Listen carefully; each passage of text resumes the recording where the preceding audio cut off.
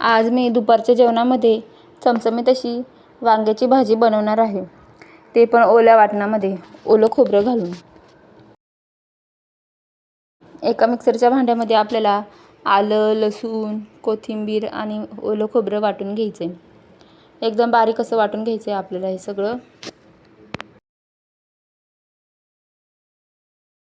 ओलं खोबऱ्याच्या वाटणाने वांग्याच्या भाजीला चव छान येते आणि ती एकदम मस्त लागते. नेहमी त्याच पद्धतीची भाजी खायची कंटाळा आला असेल तर जराशी वेगळी अशा पद्धतीने तुम्ही वांग्याची भाजी बनवून बघा.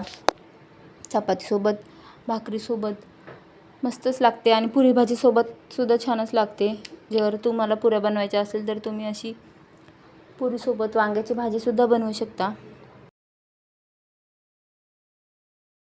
नंतर एका कढईमध्ये आपल्याला थोडंसं तेल टाकून घ्यायचं आहे आणि तेलामध्ये कढीपत्त्याची फोडणी द्यायची आणि फक्त टोमॅटो टाकायचा आहे. मी वांग्यामध्ये जास्त कांदा नाही टाकत, मला पर्सनली नाही आवडत.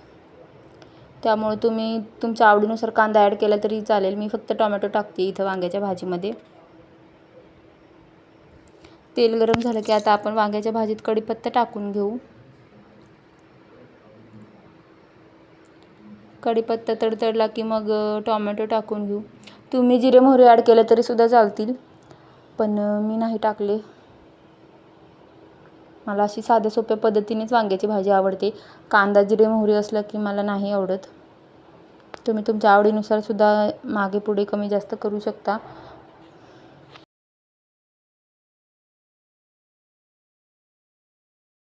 वांग्याची भाजी खूप वेगवेगळ्या पद्धतीने बनवली जाते, जे ते आपापल्या आवडीनुसार इच्छेनुसार बनवतं आणि त्याच्या पद्धती पण खूप वेगवेगळ्या आहेत.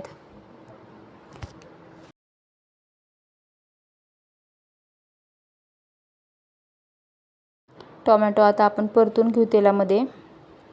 त्याचं पाणी असल्यामुळं, टोमॅटोचा ओलावा असल्यामुळं ते तेलामध्ये तडतडते.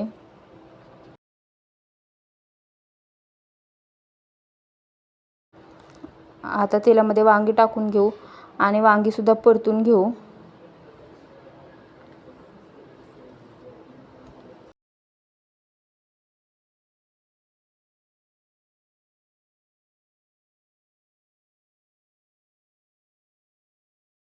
वांगी परतून झाले की त्यामध्ये आपल्याला हळद, मीठ, काळा मसाला सगळं टाकून घ्यायचं आहे आणि मग वांगी मिक्स करून घ्यायचे आहेत, परतून घ्यायचे आहेत.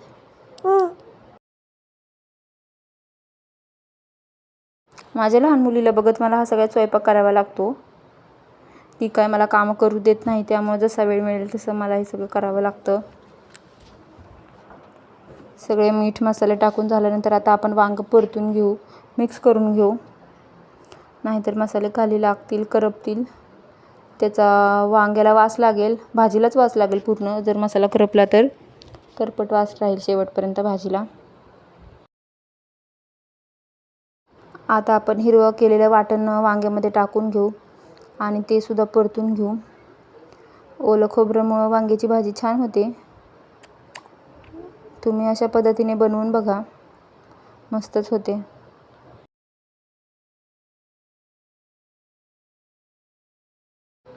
वांगे टाकल्यानंतर आता आपण 10 मिनिट बारीक गॅसवरती वांग्याला तेल सुटू देऊ. किती मस्त तेल सुटले वांग्याच्या भाजीला, फोडणीला. तुम्ही बघू शकता किती छान कडेने तेल आलेलं आहे. दुसरीकडे आपण एका पातेल्यामध्ये पाणी गरम करायला ठेवू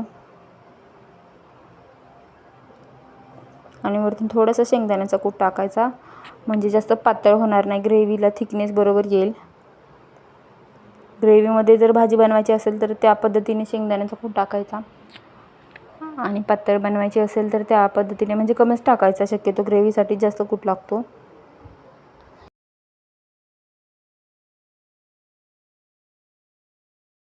आता आपण गरम पाणी ओतून घेऊ आणि भाजीला शिजू देऊ. 15 मिनिटाच्या आतमध्ये भाजी परफेक्ट शिजली जाते. वांगे परफेक्ट शिजतात. जास्त गाळ पण नाही, जास्त घट्ट पण नाही राहत. आता भाजीला उकळी यायला लागलेली आहे. आपण 10 मिनिट भाजी शिजू देऊ. जास्तीत जास्त मॅक्सिमम 15 मिनिट लागतात, पण 15 मिनिटांपेक्षा जास्त वेळ नाही लागत.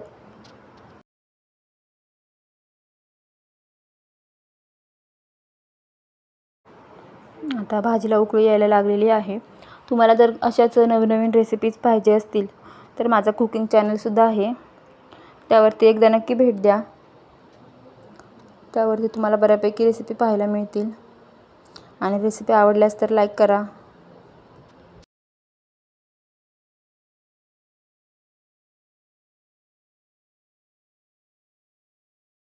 आता वांग्याच्या भाजीला उकळी यायला लागलेली आहे. आपण 10 मिनिट वांग्याची भाजी उकळू देऊ, बारीक गॅसवरती शिजू देऊ, म्हणजे त्याला तरी येईल, तेलकटपणा येईल वांग्याला.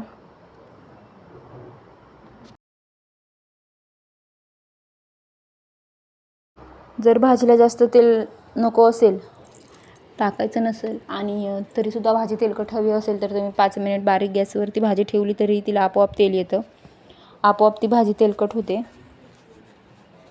जास्त तेल टाकायची गरज नाही पडत.